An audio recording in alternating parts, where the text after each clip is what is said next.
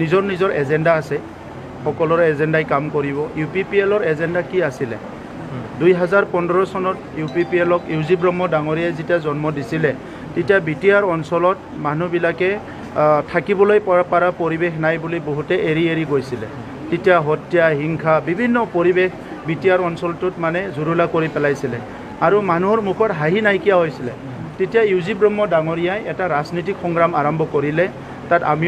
আমিও যোগদান কৰিলোঁ আৰু 2020ত শান্তি চুক্তি হোৱাৰ পিছত আজি UPPLৰ চৰকাৰ আহিছে UPPL BJPৰ চৰকাৰ আৰু ইয়াত মানুহৰ মুখলৈ হাঁহি ঘূৰি আহিছে এতিয়া বহুতে বহুত কথা ক'ব কিন্তু আজিৰ পৰা 5 10 15 20 বছৰত ঘূৰি যাওক তাৰ পিছত বহুত কথাটো কওক গতিকে আজি কোনে চিফ হ'ব কোনে CM হ'ব কোনে EM হ'ব সেইটো ডাঙৰ কথা নহয় কোনে BTRৰ 35 লাখ জনসাধাৰণক মৰম কৰিব কোনে বিশ্বাসত ল'ব কোনে সন্মান কৰিব ইয়াৰ সমন্বয় আৰু শান্তিৰ কাৰণে কোনে কাম কৰিব সেইটোহে প্ৰশ্ন কৰক আৰু মোৰ কথা বেলেগ একো নাই মই চিফ হোৱাটো ডাঙৰ কথা নহয় চিফ হোৱাটো মই মানে মাৰ পৰা পেটৰ পৰা জন্ম পোৱাৰ পৰাই মই ভাবি অহা নাই যে মই চিফ হ'ম সমাজৰ কাম কৰিলোঁ 32 বছৰ তাৰ পিছত এতিয়া এটা সমাজে দায়িত্ব দিছে সেইটো দায়িত্ব মই লৈছোঁ আৰু মোৰ তেজত বা মোৰ তেনেকুৱা চিন্তাবিলাক আহিব দিয়া নাই যে চিফ হ'বই লাগিব